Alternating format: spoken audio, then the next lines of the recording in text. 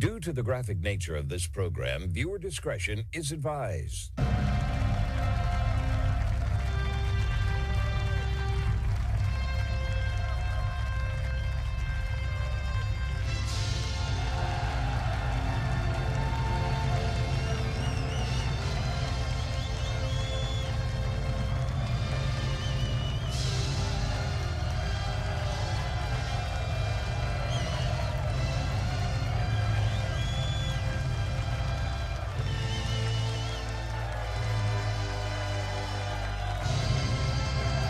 Hello, everyone. It is the Friday, April 10th, 2026 episode of the Marco Dre Show. Thank you for tuning in to hear today's groundbreaking news right here in America and across the board, where the facts are facts and hard truths thrive. Let's begin the best hour of radio, informative, uncensored, unapologetic, and ready to go. Folks, so many great topics we'll be discussing today. We'll have our weekly economic report in just a little bit. I know you're all ready to hear that today as we close out our week. But I want to draw everyone's attention to an article I have for us in Bloomberg today talking about the most crucial topic moving forward. And of course, that reflects greatly on the economy as well. And that would be the United States and Iran have now prepared for direct talks in Islamabad, Pakistan. We're seeing Vance, Witkoff, Kushner heading to meet with Arachi and Galibaf early tomorrow morning, Saturday, in Pakistan. We're all hoping that we get some good results here. We're hoping that a ceasefire will be a lasting ceasefire, and of course, terms of peace, and of course, this war ends very, very quickly. Now, while all that's very nice to say, is that reasonable? Is that something that is reachable in these negotiations? Something tells me probably not. I think the Iranians have made it very clear that their 10-point plan, whether the United States agreed to it first or didn't know about it at first, is what they're going to be negotiating with. Now, whether or not they get all 10 points, or they get most of the 10 points, or whether the Iranians say, this is it, take it or leave it, only time will tell, of course. J.D. Vance, who is now leading this U.S. delegation, by the way, he should be the primary speaker too, by the way. He should be the one leading these negotiations, not Witkoff, not Kushner. I don't believe the Iranians will take their word for anything. I think they want to see that J.D. Vance can be a proper statesman, can assert what the United States wants, and can relay the Iranian position over to President Trump for peace negotiations and end of this war. Now, Vance said that Trump had given him clear guidelines for the talks and urged Iran to take the negotiations very seriously. He said, as the President of the United States said, if the Iranians are willing to negotiate in good faith, we're certainly willing to extend the open hand. If they're going to try to play us, then they're going to find the negotiating team is not receptive. Again, I find this very peculiar because twice now we've been in negotiations with the Iranians, and twice we've bombed them amid these negotiations. Who are the ones not acting in good faith here?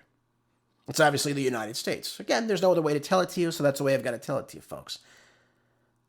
Now, did the Iranians make a misstep by having this ceasefire, allowing the United States to replenish, send more goods to the region, munitions, you name it? Only time will tell.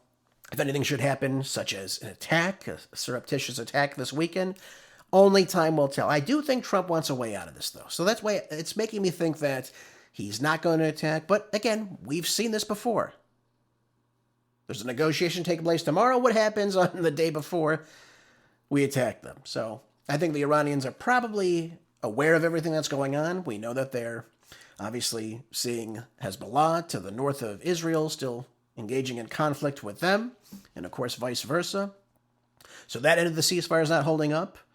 We're seeing that the Strait of Hormuz is still very much closed. So therefore, that end of the ceasefire. So there is no ceasefire yet. Let's just be very clear. There are talks happening. There is no ceasefire yet. Let's make that very clear. And as I said to you on the show the past couple of days, the Iranians have said going into this that a ceasefire on all fronts or no ceasefire at all. So if Israel's still going to play their game, they're still going to attack inside of Lebanon. They'll still strike inside of Beirut, killing over 250 people. Then the ceasefire is null and void. The Iranians are very much in control of what's taking place. They will continue to strike at will. That's very much clear.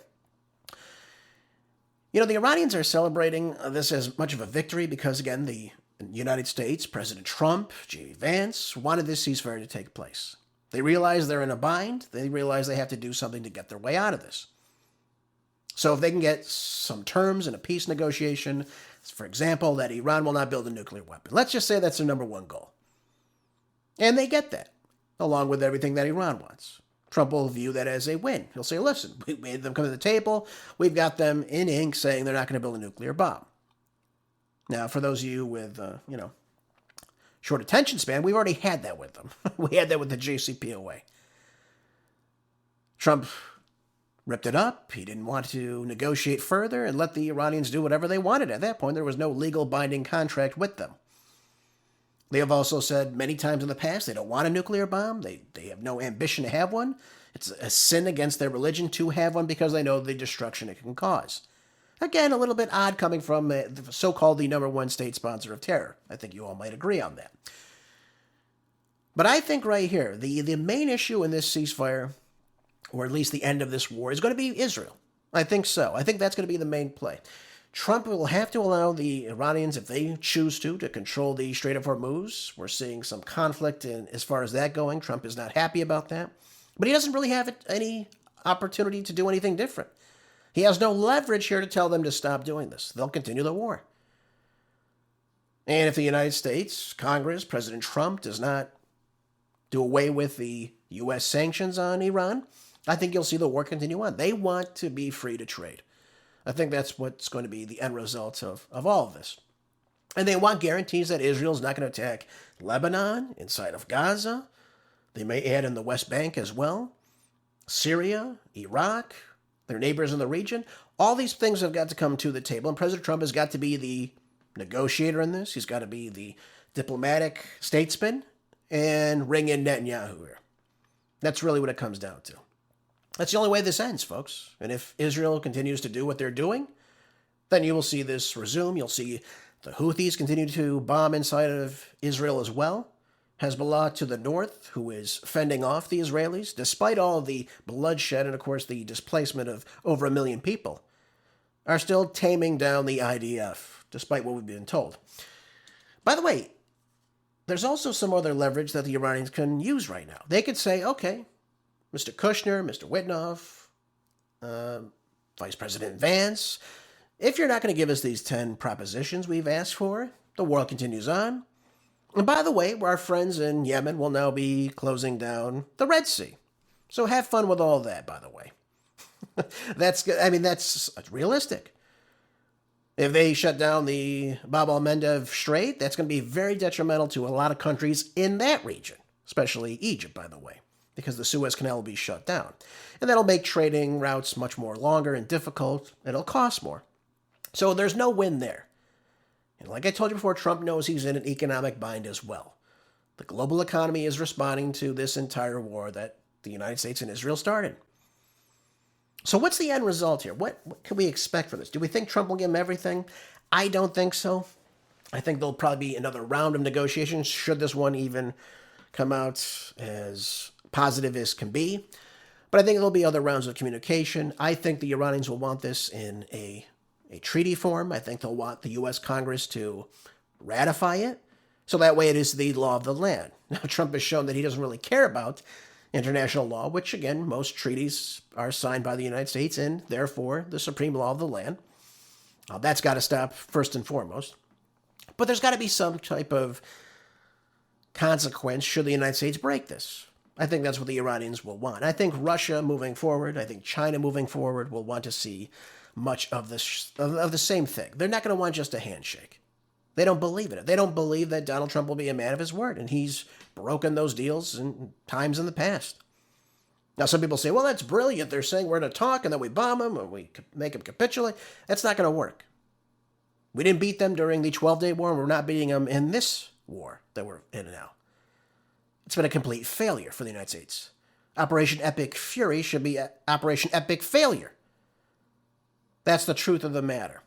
Again, you can disagree with me if you like, but the facts matter. It's not the Iranians that want this ceasefire. It is the United States. It is China, too, by the way, that got Iran to come to the table. But the Iranians are not going to go into this and say, what do you want, United States? We've beaten you in this war. You've bombed us. You've killed our supreme leader. You've killed several of the top military leaders in the IRGC. What do you want? Has any war concluded like that in history? Probably not. I think you're going to see some relationship change, especially with the United States and the Gulf Arab states as well. Now, whether Iran asks for this and says, you got to leave the region. We don't want your military bases all around us anymore. Kind of just like when the United States and the Soviet Union said, hey, you're not going to store your nuclear weapons in Cuba. And hey, United States, by the way, you got to take your nuclear weapons out of Turkey. Just thought we'd go over that. I think you'll see a relationship like that. Okay, we want our security, we want our space. We're coming to terms in these peace negotiations. You've got to remove your bases from the region. You're no longer welcome to be this close to Iran, where you could attack us again, where you've been trying to attack us from. That's not going to happen anymore. And by the way, same thing with Israel. You're not going to be attacking our Gulf neighbor states, our Shia brothers and sisters. It's not going to happen. But if they think that Iran is simply going to, roll over for the United States at this meeting, I think we're all dreaming here and hoping for something that is simply not there. I wonder, though, is the relationship with Israel going to change with the United States? I know Trump is not happy with Netanyahu. Netanyahu promised him a war of 24 hours to 48 hours. This would all be done. We'd win. We'd have regime change, and everything else would fall into place. We get our puppet president and we take oil. That's something we're still talking about now for some reason. But we'll take oil. We'll take whatever resource we can get. We'll remove their ballistic missile program, any trace of a nuclear weapons program. And it'll be just the way it was when we had the Shah in power. Everything will be great. And we'll claim victory. We'll say, this evil regime is no longer present. That's been attacking us for 47 years, even though there's zero evidence of that. I think you're going to see a change between the relationship of Israel and the United States. Now, Trump will obviously have to dial it back a bit, but I think a lot of Americans are seeing the bigger picture here. Why are we going to war for Israel? That's the biggest question here. Now, some people say, well, they're our ally. Okay, fine, they're our ally. But Israel was not under attack, ladies and gentlemen. There was no sign that Iran was going to be attacking Israel. There was no sign they were going to attack the United States. There was no imminent threat. So then the question remains, what's going to happen with us in Israel now? Trump's not happy with this. The polling numbers are showing this, that obviously Americans do not favor this war. They don't favor these actions of this war.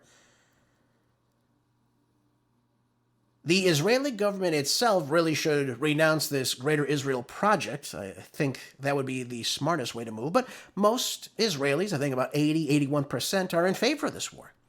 They want to see this war continue on, which, again, is remarkable to me because a lot of them are living in bomb shelters night after night. Not a good thing. I don't think anyone would want that, to be honest with you. So I don't know. Maybe Trump needs to sit back and say, you know what, this relationship is not working.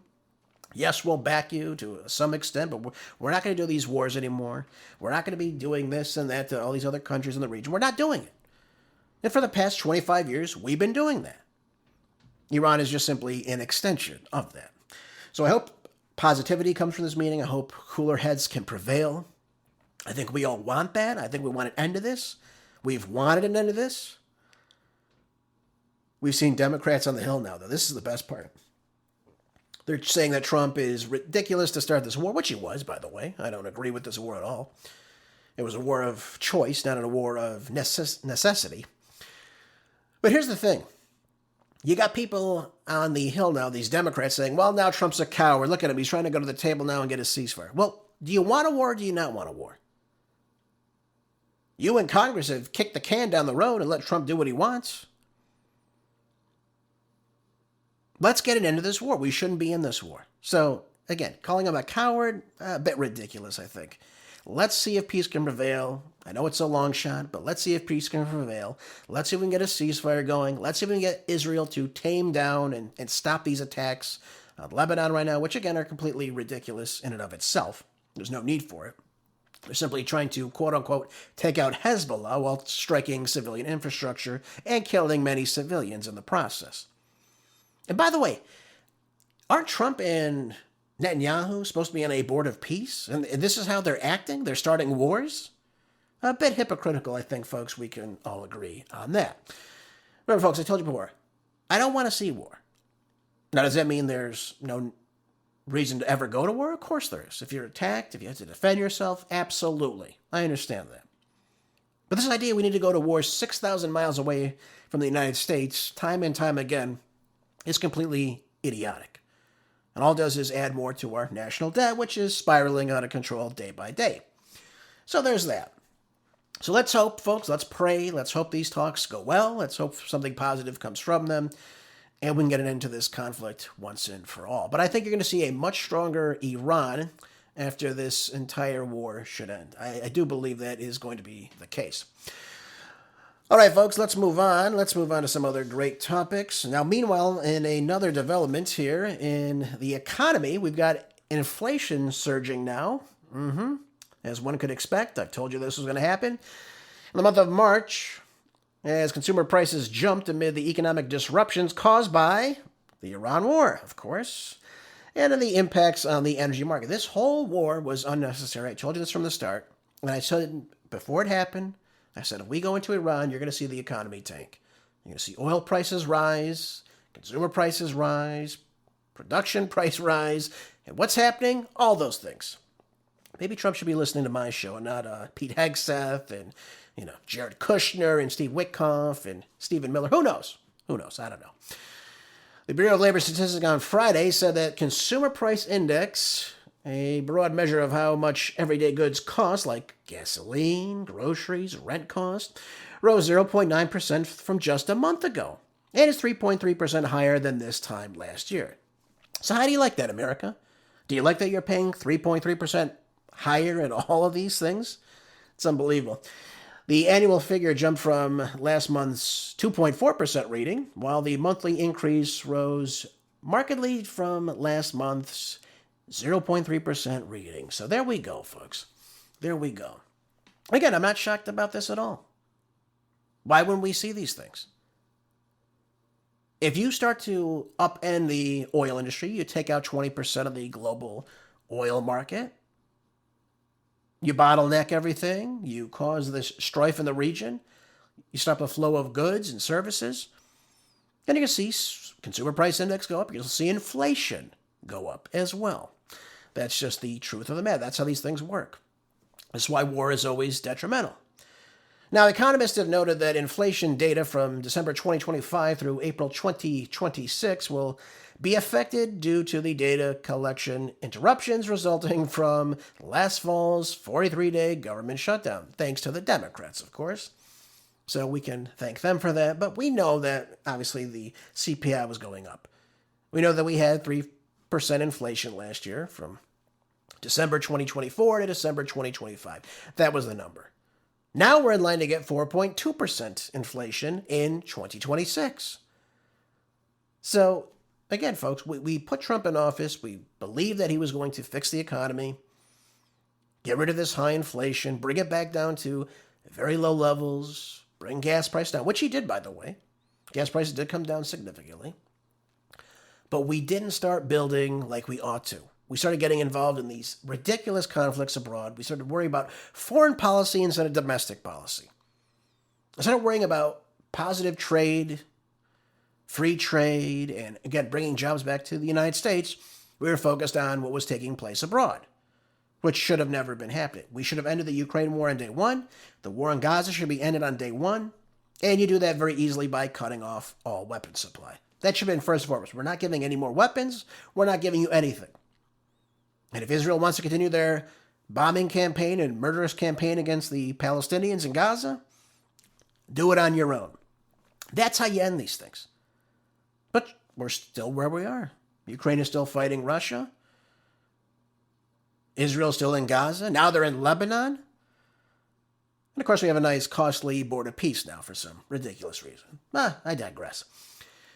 This high inflation, though, that we have now, which again you're all concerned about, created severe financial pressures in the recent years, especially under the Biden regime. We know this, and that's why we wanted Trump to bring these prices down. Food and rent were exorbitant.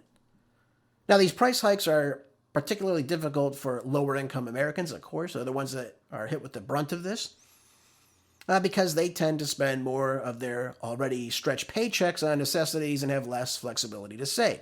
Big problem. We look at things like food prices. Now, they were flat on a monthly basis in March and were up some 2.7% from a year ago, though. But the food home index declined 0.2% for the month and is up 1.9% from just over last year. This is a problem. Now, the food away from home index is 3.8% higher than it was a year ago. We want these costs to go down. Meat, poultry, fish prices were down 0.5%, but they were up. Folks, this is the problem. Everything is up from where it was a year ago, 5.6% higher. Beef and veal prices fell 0.6% in March, but are 12.1% higher from the last year. Egg prices continue to decline following the avian flu outbreak, which is a bunch of nonsense, by the way. There was no avian flu outbreak. Nothing that was causing the mass deaths of chickens, by the way. You see these deaths of chickens every single year. I saw a farmer talking about this. He's like, there is no bird flu that's causing all these birds to die. These are people killing their chickens because they're doing these stupid, ridiculous PCR swabs of them and saying, well, this chicken's got it, that means they all got to go. Have you ever heard anything so stupid in your entire life? Swabbing animals' noses with a Q-tip and determining if they're ill? It's unbelievable, especially a PCR test, which you don't use for detection of a particular virus. Just thought I'd share that with you. But look at this. They are down some 3.4%, the egg prices, for the month. But they're down, 44.7% from just a year ago. Okay. I mean, they were up significantly. Egg prices were ridiculous. Then we look at fruits and vegetables index rising 1% in March and is up 4% on an annual basis. So let's go into energy prices now. What did I tell you in December? I said 2026, you're going to see energy prices reach 10.1%. Where are we now in March, ladies and gentlemen? Well, I'm happy to tell you, energy prices have surged 10.9%, so I was off by a little bit. Yeah, well, just a little bit. Not good. With prices up 12.5% in the last year, so that the Bureau of Labor Statistics notes energy accounted for nearly 3/4 of the overall monthly CPI increase. Of course. Now let's look at your gasoline prices. What's happening to your pain at the pump? Well, it's not going down.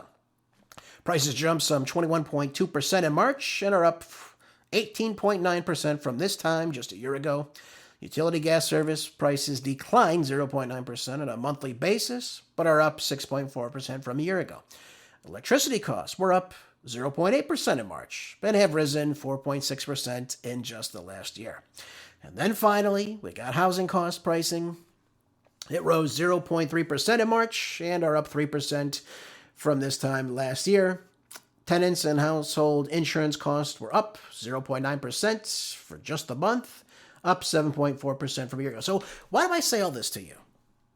Again, we can look at transportation, motor vehicle maintenance, all up.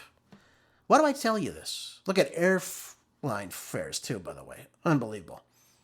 Up 2.7% just from last month, up 14.9% from last year. This is ridiculous. We want the economy to work for us. So that means we want the focus to be on domestic issues. How do we bring these costs down? How do we bring the cost of production down? How do we do this? We don't start wars. That's number one. You don't start ridiculous wars. You don't start asking for another $500 billion now. That's what they want for this war. It's unbelievable. But all this is offshooting and causing, again, oil prices to rise, which, again, upticks everything else.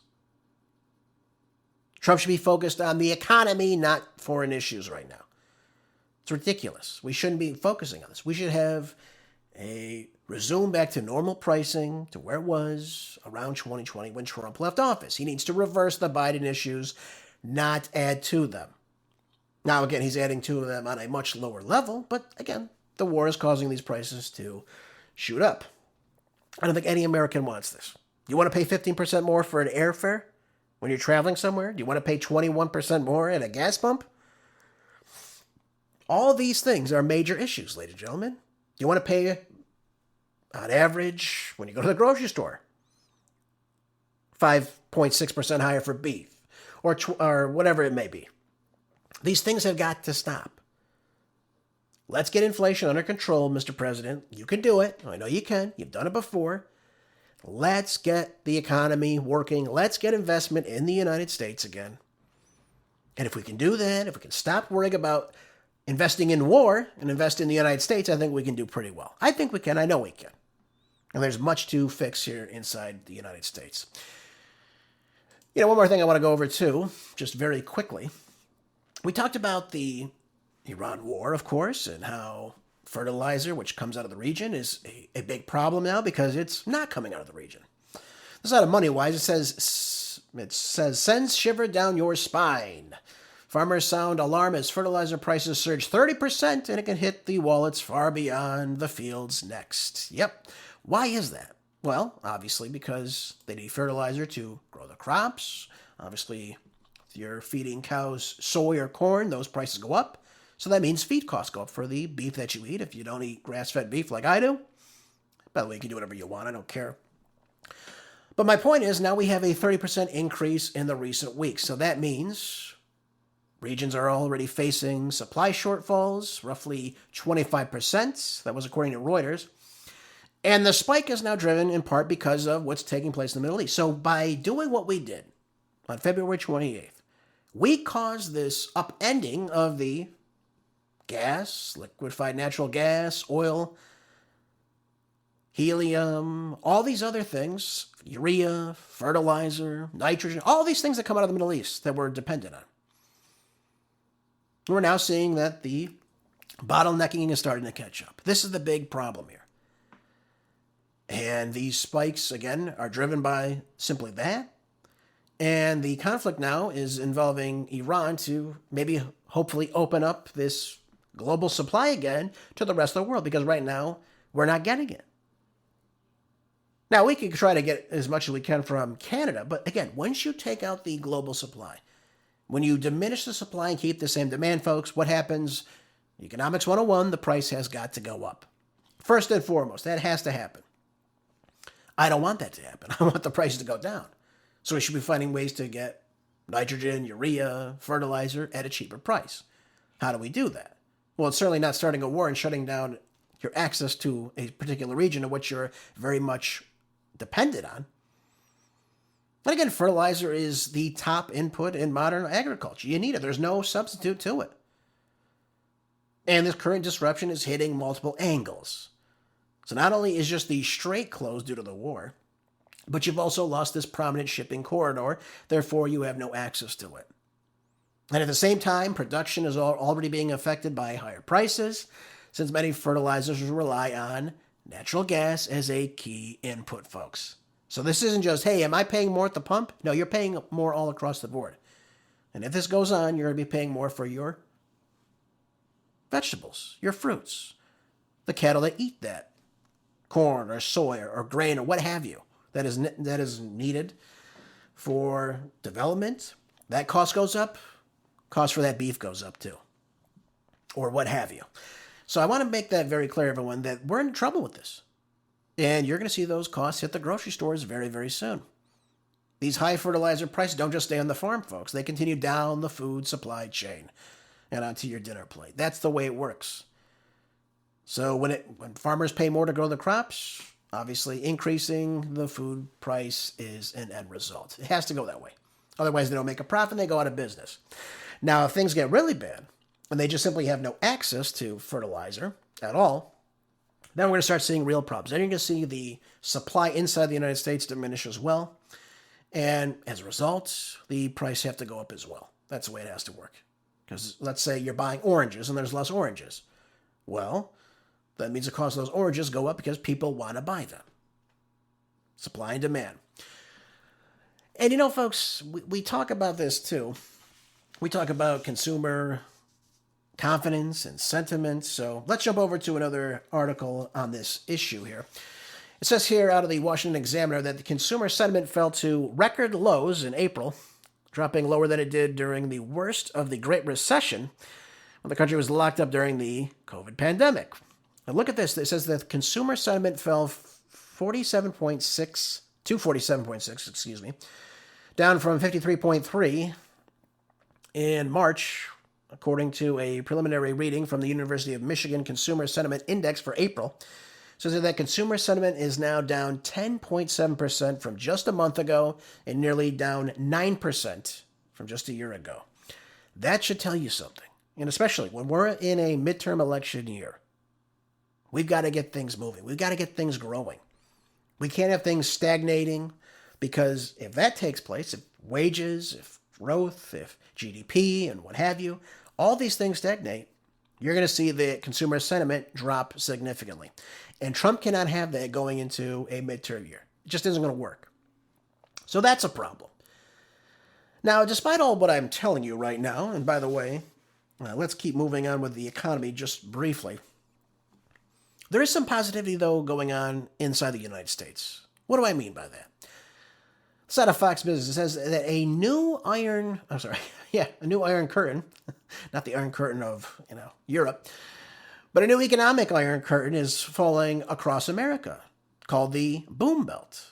Now, this is what an 11 states. I got an issue here. I'm hearing things. 11-state powerhouse inside the United States shattered records and challenges traditional finance dominance through New York and Chicago. And who's the leader of all this? We're seeing Governor Ron DeSantis of Florida, and we're seeing Governor Greg Abbott of Texas now. They just recently joined forces in Miami on Tuesday to celebrate $9 trillion of gross domestic product throughout the region of the American South now, which is outpacing every other quadrant of the country in population, in jobs, and capital investment. It's amazing. It's amazing what happens when you free your state up. When you get rid of red tape and the regulations, you see the cost of things starting to go down. Very, very important. Absolutely important. And DeSantis was quoted saying, "I often tell people as governor of Florida, my job is to closely follow California, Illinois, New York, so I can do precisely the opposite of what they do." I think he's doing a good job too, by the way, don't you? He said Florida's had more adjusted gross income move into our state since I've been governor than has ever moved into any state in the history of the United States. Now, this is very important here. When you allow for freedom, when you allow a free state to operate, when you allow people to come in and pursue their own dreams and keep costs low, like you see in Texas, like you see in Florida, throughout the American South. I mean, you're looking at states like Alabama, Arkansas, Florida, Georgia, Louisiana, Mississippi, North Carolina, Oklahoma, South Carolina, Tennessee, and Texas. They make up for a great deal of GDP moving into these states. I mean, that is remarkable. Not only the United States and China globally are defeating them, while absorbing 70% of all U.S. population growth in the last 5 years. This is why Texas did that redistricting. They said, wait a minute, we've had this massive boom of people coming in just the last 5 years. Our population is exploding. People are moving to Texas nonstop. Same with Florida too, by the way. But Texas primarily too. Lots of business going to Texas. Why? Because it's cheaper. People don't want to pay these exorbitant high state income taxes, property taxes, you name it. That's why they're heading to Florida or to Texas, primarily Tennessee as well. Some people are going to Arizona, even though Arizona is now a blue state. But these states are seeing massive growth. So when we think about where we are, if you're in a blue state like New York or California or Washington now that are trying to do these tax-the-rich proposals and finding ways to get people to leave the state, which means you lose GDP growth in your state, you lose opportunity, you have a massive problem on your hands. You can't sustain that anymore. And that's why you're seeing people leave these states. People don't want this. But Texas, for example, never had a state income tax, and they decided that they were going to keep that going. And so they made income taxes unconstitutional in the state of Texas, is what Abbott said. Who wouldn't want that? Who wouldn't want that? You made a wealth tax unconstitutional. Meanwhile, you got California trying to do everything they can to take more out of people's pockets in a state that already has an exorbitant high cost of living to live there. I think you need over $1 million now to live in Los Angeles if you want to buy a home. I mean, it's unbelievable. Some people, they just can't do it anymore. It's just not feasible. So You got to think about what's going on. You have people that maybe a young person gets a job opportunity, let's say Los Angeles. And you look at the cost of homes in Los Angeles, in a good neighborhood, you can't do it. If you're making, let's say you're offered $150,000 a year, not a bad salary, right? But you're still not going to buy anything with it. You're not going to be competitive in that market. And then, of course, you have to think about that person might have student loan debt, they might have other debt. Again, just the average cost of living, you're going to go through that very, very quickly. You're not going to be buying a home. You're not going to be buying anything. You'll be renting your whole life. And people have to say, listen, do I want to start a family? Do I want to own my own home? Do I want to do this or that? Yes, the amenities in California are fantastic. The beaches, the mountains, the hiking. You can pretty much do anything you want in California. But you have to ask yourself the question, is it worth it all? Can I get the same dream in Florida, for example, or even parts of Texas? And people are weighing those odds. Do I really want to go to these states where I'm going to have to pay X number of dollars in state income tax, federal income tax, property tax, if I'm even lucky to own a home? Insurance costs through the roof, if you can even get it. You have insurance companies leaving California because they've been capped as to how much they can charge for their services. So now you have people that can't even get homeowners insurance? Really? So what happens if you lose your house? Yeah, good luck trying to collect that money. It's unbelievable, folks. So, I say this to you because there's a model here. And that model is freedom rules. When you let people live on their own means, they are able to do great things. And that's why you're seeing more people moving into Texas, Florida, South Carolina, North Carolina, for example. And you're seeing these net gains of GDP. That's why you're seeing these things. And I only say this to you because, yes, I know the economy's tough right now all across the board. Even people in these states, I'm sure, are struggling. But you have to look at opportunities. Where are the opportunities? Where are the best ways to live more freely? What states have the best cost of living, respective to what your income is? It isn't in New York. It's not in California. It's certainly not in Illinois or Washington. And that's why you're seeing these largely red states. They're not all red states. North Carolina, I don't think, has a red state governor. But you're seeing freedom. And that's what it all matters to. We want to see freedom in this country. This is what we should be returning. This is the model we should be looking at moving forward to boost our economy. And we should be seeing that, hopefully, across the board. But again, the Democrats, they want power. They want to add this program and that program. And it simply just doesn't work. All right, folks, let's move into our weekly economic report for our stock market futures and talk about that. Very, very important that we get down to it. Let's jump right into our marginal stocks today. Let's look at the Dow Jones, trading at $47,877.91, down just 0.64%. Got the S&P 500 trading at $6,810.87 right now, down 0.2%. And the NASDAQ, the only one in the green today, trading at $22,859.84, up just slightly, 0.16%. So when we look at our great stocks, of course, we have to ask ourselves, why are we seeing this? Why is the stock market responding this way? For example, the S&P 500 trading just slightly higher today, but still range-bound this week. We have some volatility that remains modest, but there's no macro shocks in the data that's been returned. But they are sitting well below its 52-week high of $7,000.02 a share. Dow Jones, the weakest of the three this week. Unfortunately, we have today's stocks continuing to decline. A mild downward drift and consistent with the broader rotation out of industrials. Again, still far above its 52-week low, but still the pullback is not structurally sound yet. And finally, the NASDAQ, the relative outperformer this week. Again, we were seeing that driven up by tech, which continues to show its resilience, with the intraday highs approaching the $23,000 mark, still well off above its 52-week high of $24,020, but there is some positive momentum today, so we're all happy to see that. Let's move on to our crypto and our tech stocks. We got Bitcoin trading up a little bit today, $72,643.39 a share, up almost a percentage point today. Then we got Nvidia trading at $188.85 a share, up about 2.7%. Meta trading at $626.97 a share, down just slightly at 0.23%. Apple slightly up at 0.4%, trading at $261.54 a share. Then we got Amazon trading at $238.33 a share, up 2% from yesterday's close. And then we look at Google trading at $316.50 a share, up barely at 0.04% today. And then we got Microsoft trading at $371 a share right now, down 0.55%.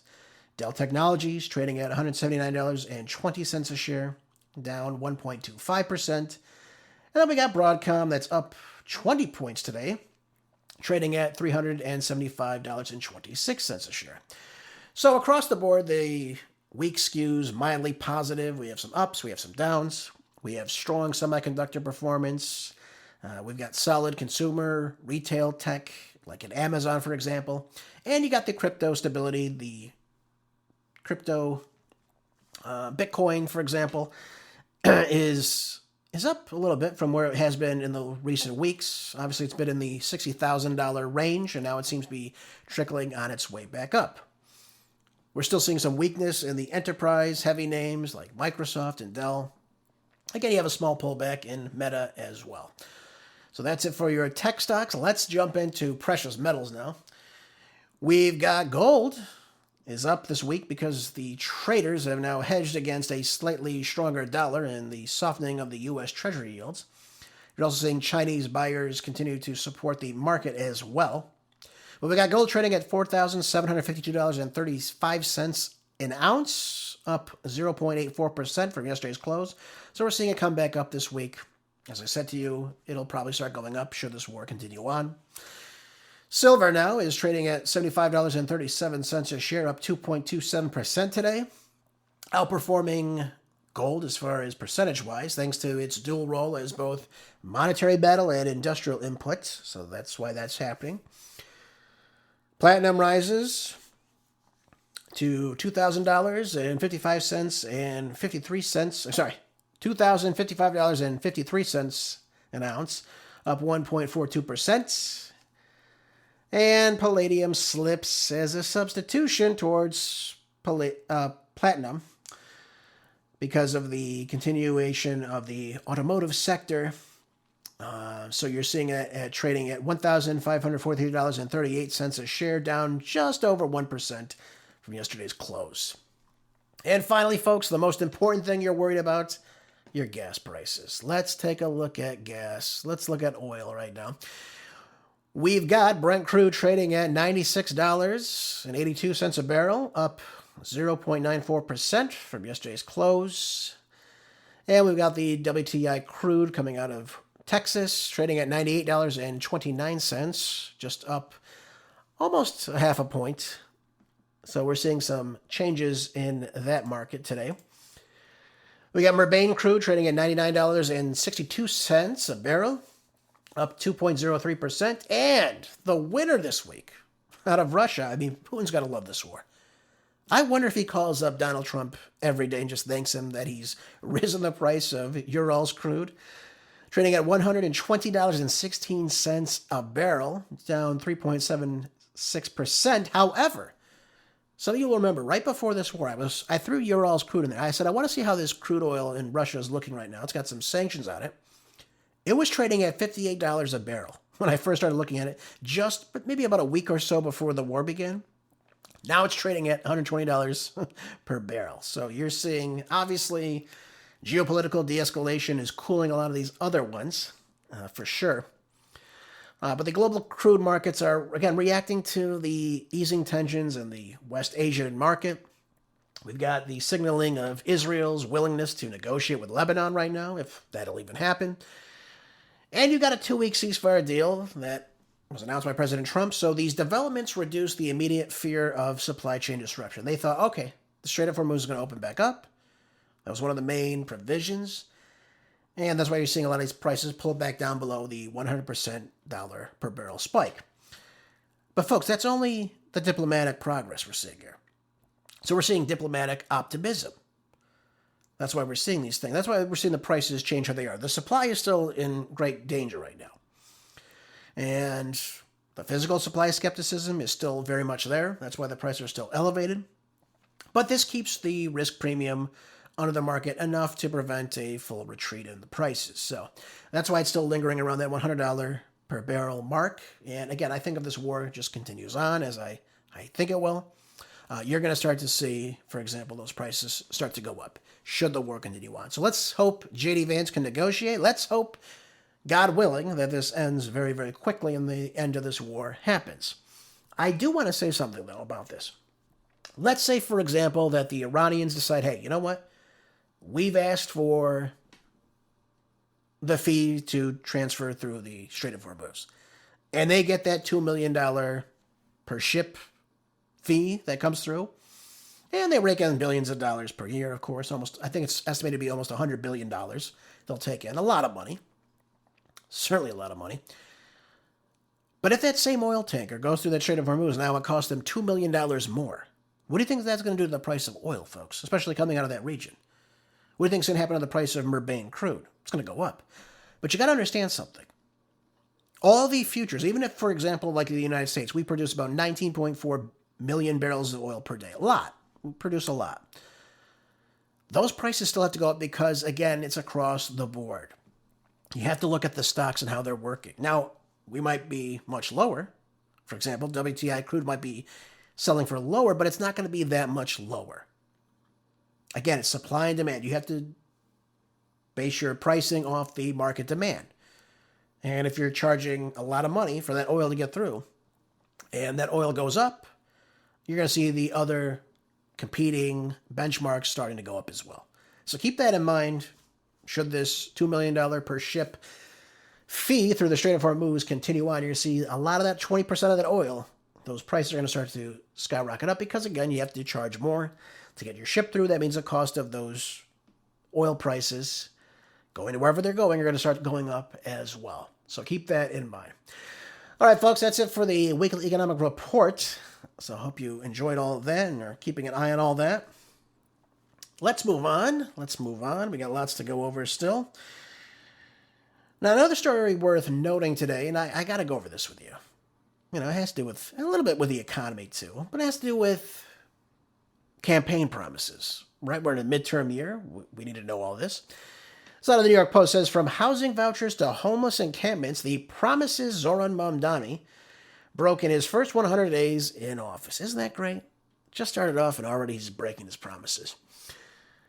How many things does this guy promise the people of New York City too, by the way? Free this, free that, free bus ride, free grocery store. How much of this actually was put together? That's the big question.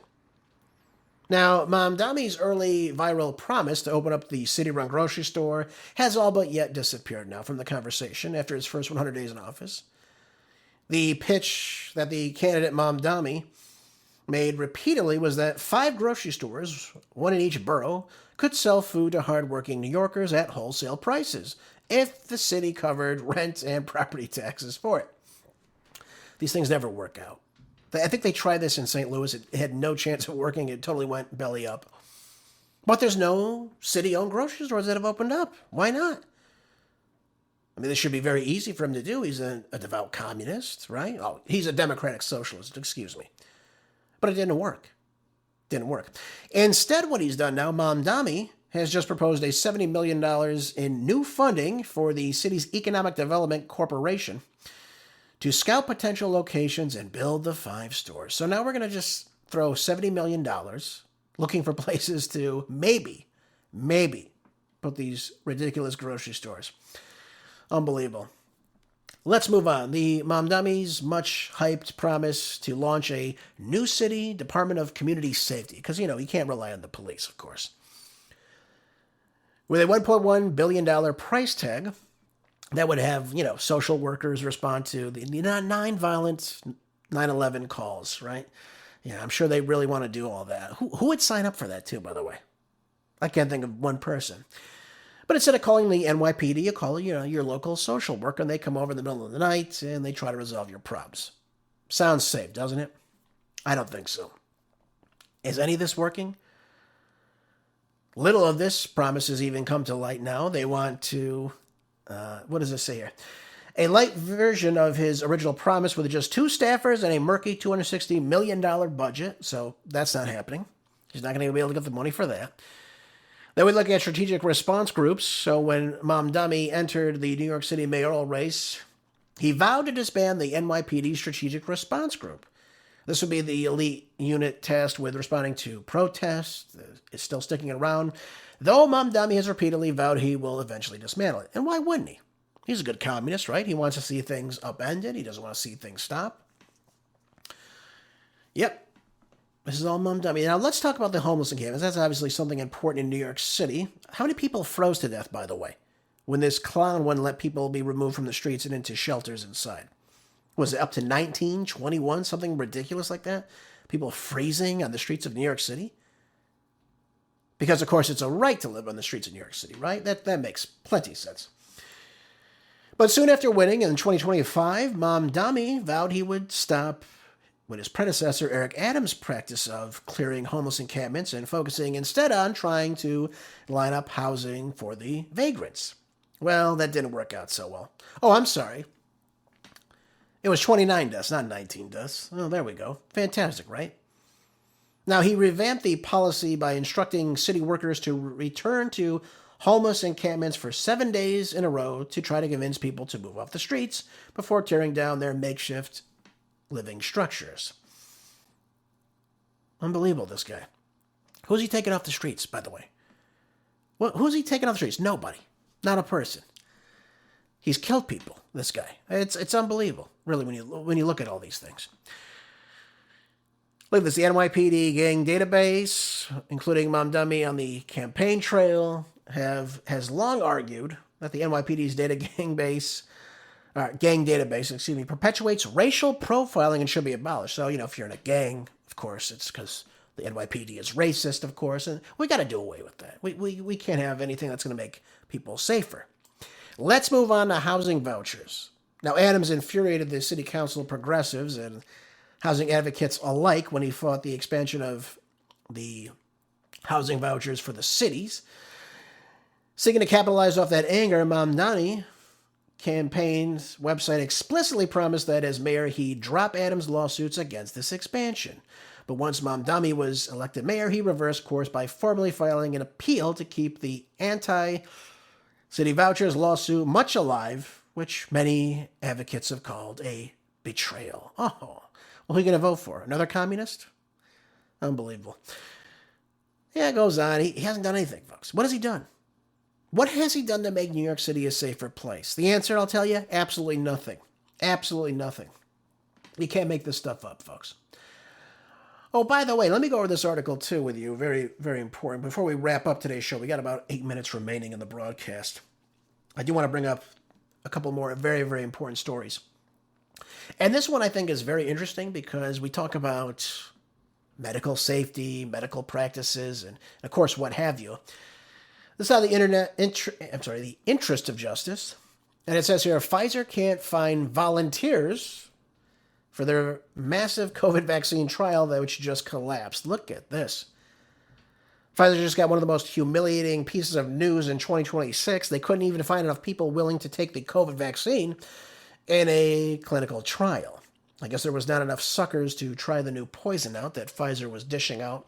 And Pfizer eventually had to shut down the entire thing. Let that sink in for a moment. Pfizer, which got how many billions of dollars from the U.S. government to create a so-called COVID vaccine that didn't even stop the transmission or spread of the the virus, rather. On March 30th, Pfizer and BioNTech notified investors that their large-scale COVID-19 vaccine trial for adults ages 50 to 64 was being discontinued. The reason? Well, they needed 25 to 30,000 volunteers. They couldn't even get them. Enrollment was closed on March 6th. Yep. It's unbelievable, isn't it, folks?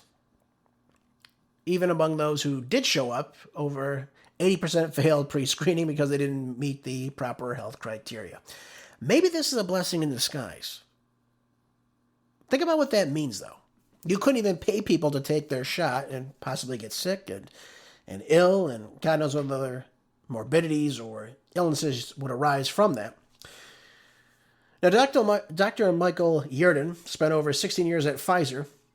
He wasn't just a junior researcher, he was also the vice president and chief scientist for the Allergy and Respiratory Research Division. And one of the most senior scientific positions in the entire company. He led teams, he understood that the drug development pipeline from inside and out.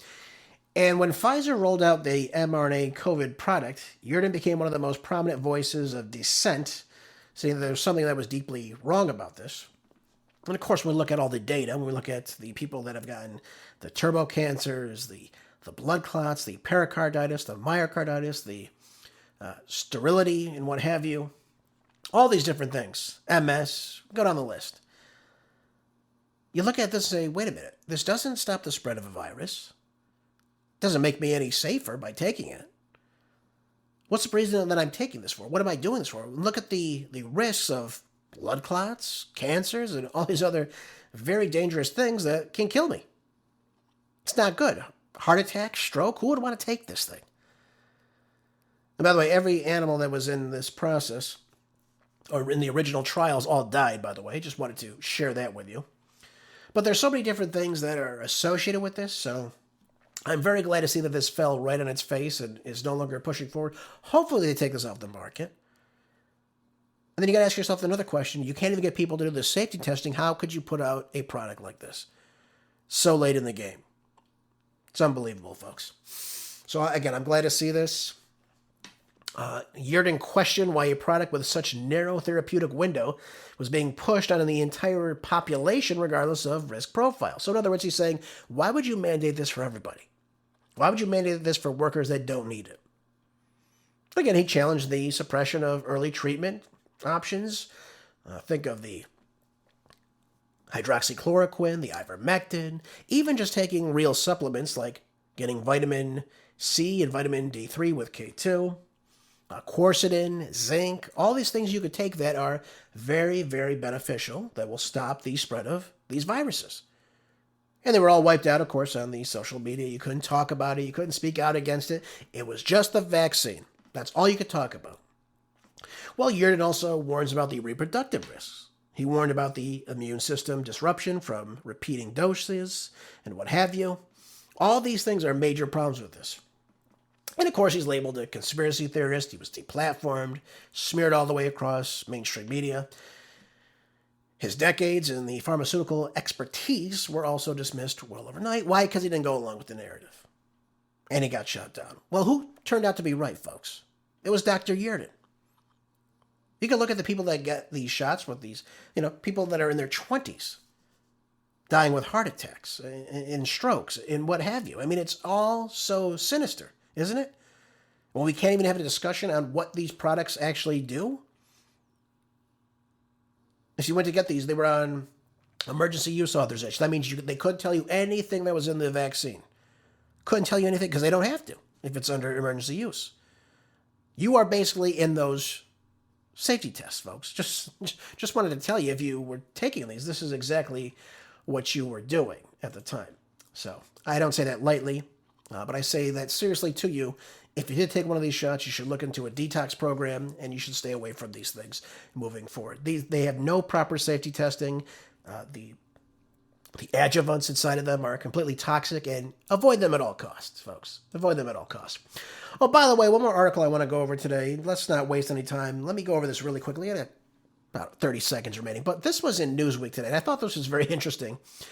Just recently, Melania Trump just came out and just, for some reason, said that she had no connection with Jeffrey Epstein, denied ever having a relationship with him, didn't know anything about him and anything like that. But even though we have pictures of her with Donald Trump and Jeffrey and Ghislaine together, I don't know how that's going to work out. But this is very odd that she would come out all of a sudden when this isn't even really being discussed in the mainstream media and talking about it. Now, she hasn't been accused of any wrongdoing, of course, in connection with Epstein and his investigation. But she definitely has a history of knowing both Jeffrey and Ghislaine. And I found it interesting. She came on and started saying about how anyone that has been a victim of this should be heard and come forth. And we should hear these cases. And I agree with her. I agree with her 100%.